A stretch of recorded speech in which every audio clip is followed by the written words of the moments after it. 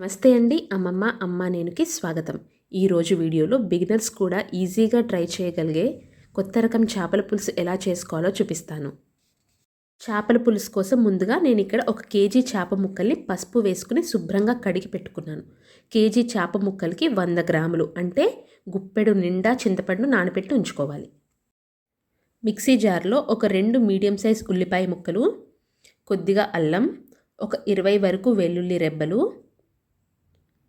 ఒక medium size tomato ముక్కలు, ఒక స్పూన్ జీలకర్ర వేసుకుని మిక్సీ పట్టుకోవాలి. మరీ మెత్తని పేస్ట్లా కాకుండా కొంచెం బరకగా ఉంచుకోవాలి.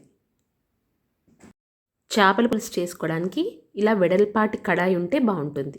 ఆ కడాయిలో ముందుగా పసుపు వేసి క్లీన్ చేసి పెట్టుకున్న చేప ముక్కలు వేసుకుని కూరకి సరిపడా ఉప్పు యాడ్ చేసుకోవాలి.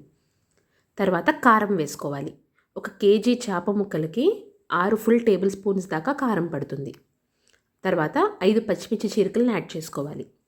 అలాగే ముందుగా గ్రైండ్ చేసి పెట్టుకున్న ఉల్లిపాయ, టమాటా, అల్లం, వెల్లుల్లి, జీలకర్ర ముద్దను కూడా వేసుకోవాలి.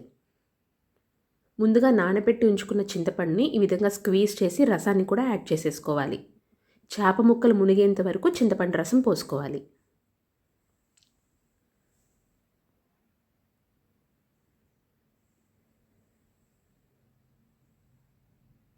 తర్వాత ఆయిల్ యాడ్ చేసుకోవాలి. చేపల పులుసుకి నూనె కొంచెం ఎక్కువగా పడుతుంది.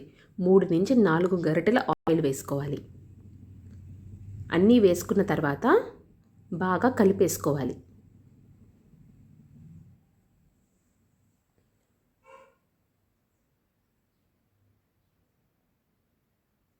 బాగా కలుపుకుని స్టవ్ మీద పెట్టి హై ఫ్లేమ్లో మూత పెట్టుకుని 5 నిమిషాల పాటు కుక్ చేసుకోవాలి.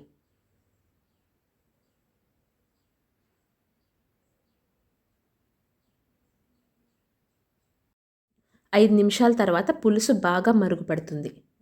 ఇక మనం గరిటె పెట్టకూడదు. గరిటె పెడితే చేప ముక్కలు విరిగిపోతాయి. కాబట్టి ఏదైనా క్లాత్ పట్టుకుని ఈ విధంగా కలుపుకోవాలి. కలుపుకున్న తర్వాత లో ఫ్లేమ్లో పెట్టుకుని 20 నిమిషాల పాటు మూత పెట్టి కుక్ చేసుకోవాలి.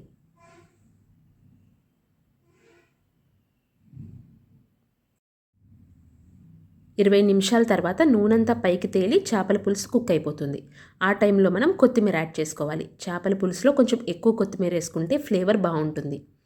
కొత్తిమీర వేసుకుని ఇంకొక 2 నుంచి 3 నిమిషాల పాటు ఉడకనిచ్చి స్టవ్ ఆఫ్ చేసుకోవాలి. ఎంతో ఈజీగా చేసుకునే చేపల పులుసు రెడీ అయిపోతుంది.